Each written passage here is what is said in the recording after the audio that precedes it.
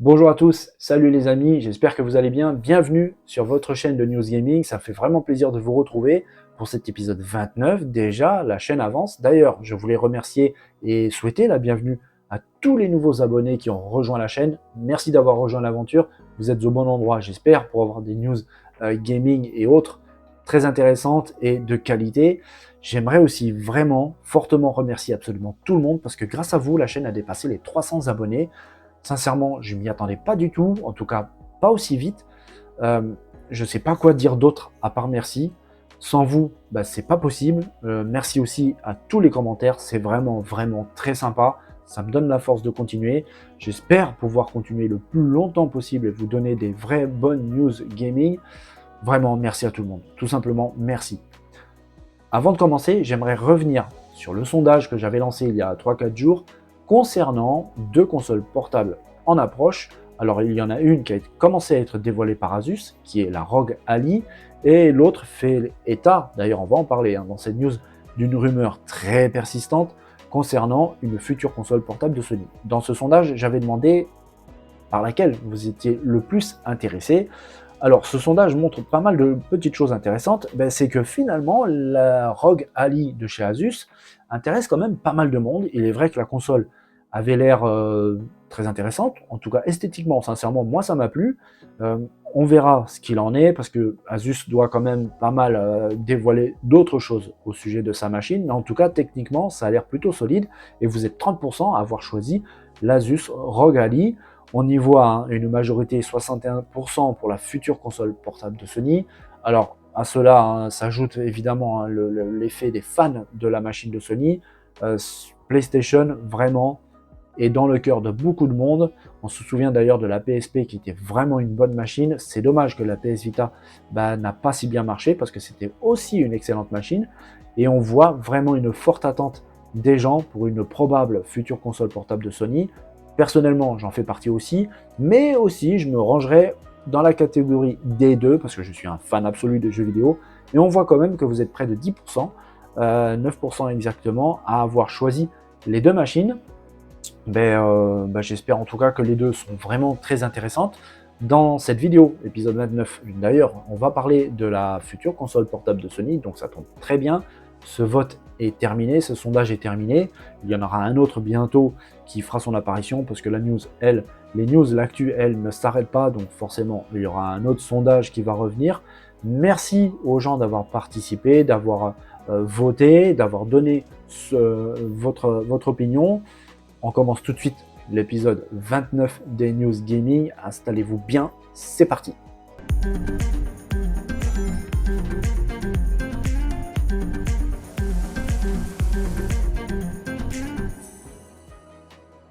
Les amis, on commence avec une news qui va peut-être pas ravir certains fans. En effet, l'éditeur américain Electronic Arts a décidé de rajouter une nouvelle licence à son cimetière du jeu vidéo.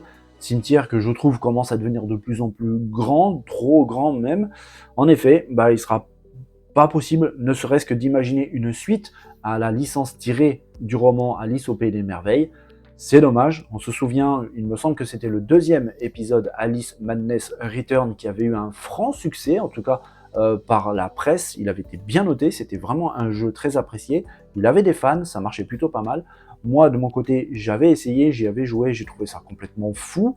Bien sûr, donc comme son nom l'indique, c'est tiré de l'histoire d'Alice au Pays des Merveilles, mais il y avait un côté très poussé dark fantasy, un petit peu horreur, mais c'était plutôt agréable, ça donnait une bouffée d'air frais au genre.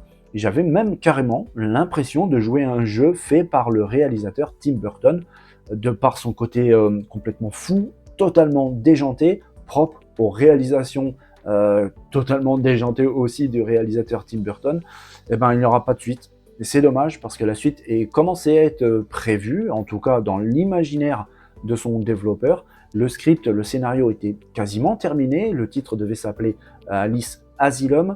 C'est dommage, vraiment, et le développeur American Guy, de son nom complet American James Guy, a même d'ailleurs déclaré sur les réseaux sociaux avec on sent de l'amertume. Il a dit qu'après des semaines de délibération et d'études, EA a fini par rendre son verdict. La société a finalement décidé de ne pas donner suite au projet.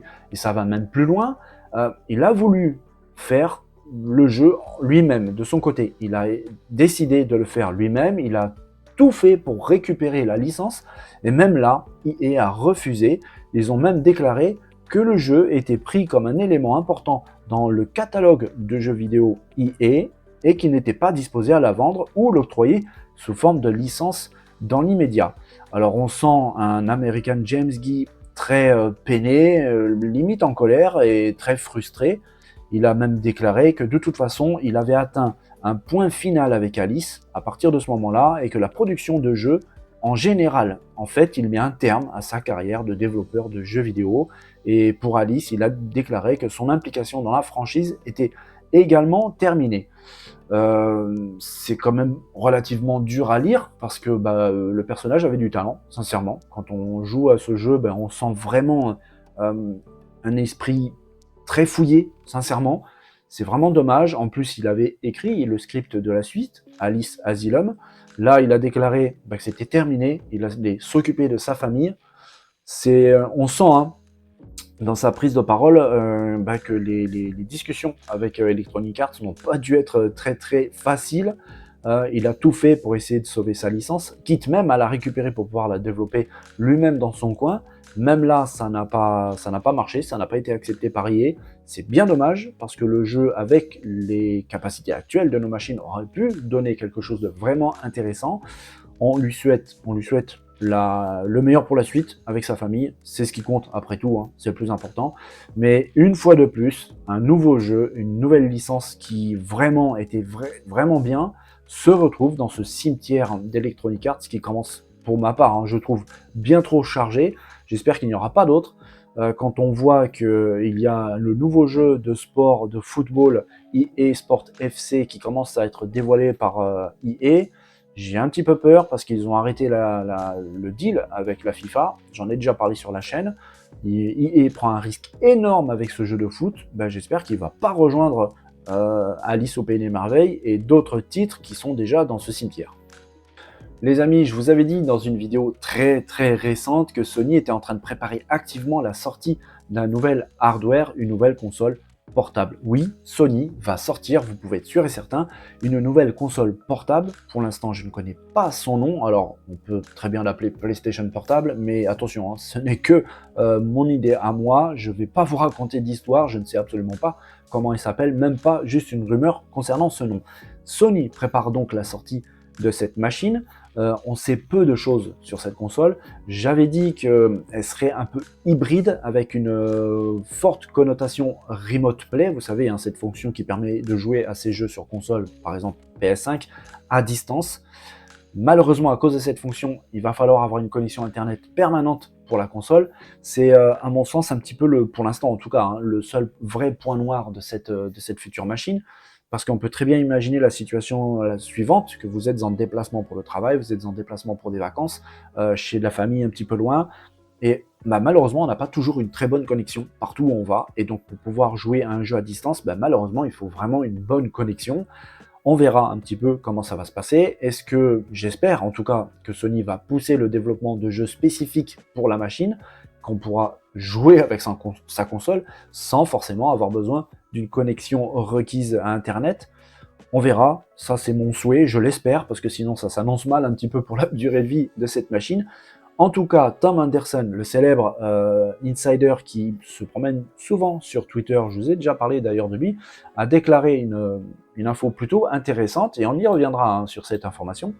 Il a dit qu'elle sortira entre la PS5 Pro prévue pour la fin 2024, pour le moment, et la nouvelle PS5 avec un lecteur de disque détachable, qui arrivera, elle, à la fin de cette année.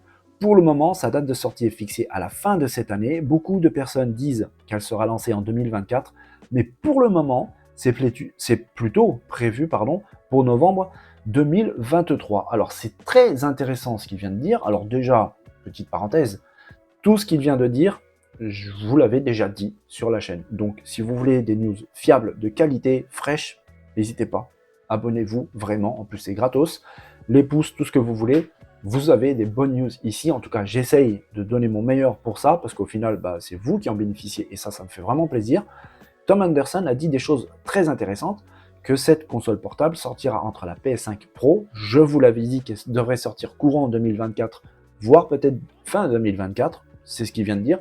Je vous avais dit qu'une autre version actuelle de la PS5 allait sortir, qu'on pourrait peut-être qualifier de slim, je ne sais pas non plus si ça sera la dénomination choisie par PlayStation, par Sony pour cette nouvelle console. Je vous avais parlé qu'elle aurait un disque optique, donc Blu-ray externe, qu'on pourra raccorder via USB à la console. C'est ce qu'il vient de dire, et je vous avais dit qu'il y a des chances que cette console portable puisse sortir entre ces deux versions majeures de la PS5. C'est absolument ce qu'il vient de dire. Cette console devrait normalement avoir un petit peu la forme de manette DualSense, mais beaucoup plus agrandie, avec un écran en son centre, un écran de 8 pouces avec une résolution de Full HD. Ça, je vous en avais parlé, normalement ça devrait être même du Full HD 60 fps. On verra un petit peu pour le futur, ce ne sont que des rumeurs. Cette machine, donc qui reprend un petit peu la forme de la manette DualSense de la PS5, devrait aussi, attention c'est du conditionnel, être héritée des mêmes caractéristiques de la DualSense, c'est-à-dire avoir un retour haptique très évolué, mais avoir aussi les gâchettes adaptatives. Ça pourrait être vraiment intéressant. En fait, ça permettrait tout simplement, avec la fonction Remote Play, de retrouver les mêmes sensations de jeu via la console qu'on avait, manette en main, devant sa machine PS5. Ça, c'est vraiment intéressant et c'est plutôt malin de la part de Sony. Ça permet de jouer sans avoir quelque chose de dégradé au niveau de l'expérience utilisateur, de l'expérience du joueur. Ça, c'est vraiment bien. Pour le reste, on ne sait pas beaucoup d'autres choses. J'ai pas envie de vous dire de bêtises. En tout cas, je vous avais parlé que le showcase de Sony qui arrive, donc au mois de juin prochain, je marquerai le mois de juin d'un gros rouge sur vos plannings, s'annonce vraiment colossal. Je pressens peut-être, pourquoi pas, une présentation de cette machine PS5, enfin la PlayStation portable à ce moment du showcase. Même s'il n'y a pas de réelle présentation, il y aura peut-être un petit teasing assez croustillant. Et mon petit doigt me dit aussi que peut-être il y aura quelque chose autour de cette PS5 dite slim, avec donc son lecteur externe. Peut-être, on ne sait jamais. En tout cas, comme je vous ai dit, je noterai vraiment ça sur le planning. Moi, en tout cas, ça y est, c'est fait, c'est calé. On attend ça vraiment avec impatience. Et puis, comme d'habitude, s'il y a des nouvelles news concernant cette console portable, et franchement, j'en suis sûr qu'il y en a d'autres qui vont apparaître, vous serez au courant sur la chaîne. Vous n'ayez pas peur de ça. Moi, en tout cas, je reste sur la brèche parce que c'est vraiment quelque chose de très chaud en ce moment.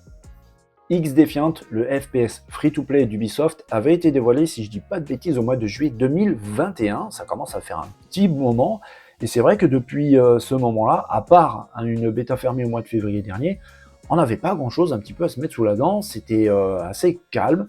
Je commençais même à avoir un petit peu peur parce que quand on connaît la situation assez difficile, compliquée que traverse Ubisoft, moi je me suis dit, on va pas tarder à entendre parler d'une annulation ou alors d'un report concernant ce titre.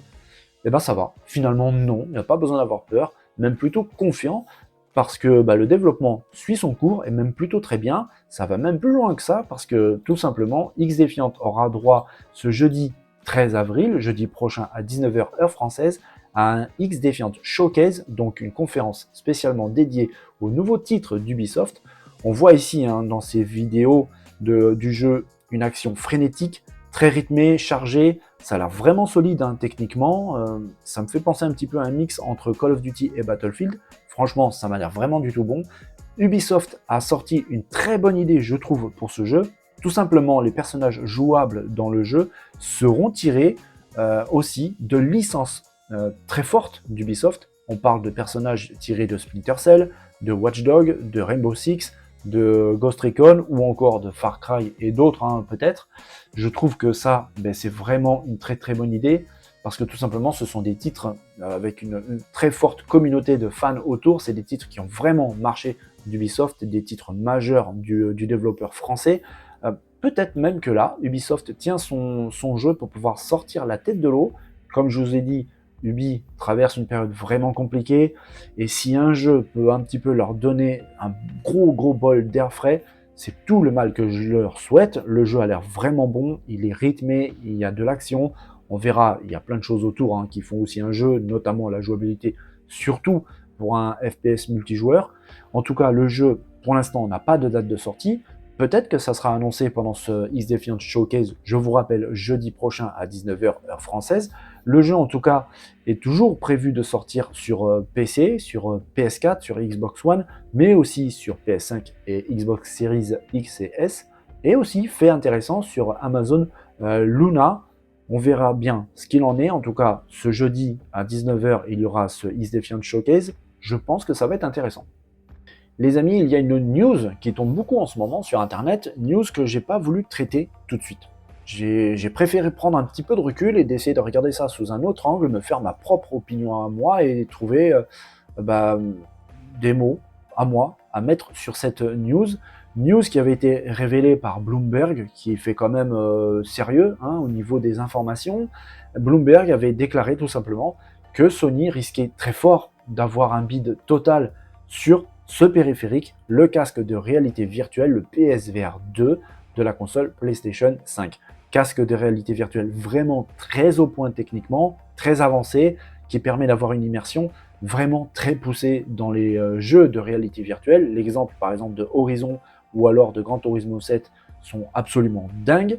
C'est vrai que c'est vraiment très très beau. Et apparemment, Sony, s'il ne se dépêche pas de rétablir la situation, il risquerait de faire un vrai fiasco. Et cette news avait même été révélée par tous ces sites.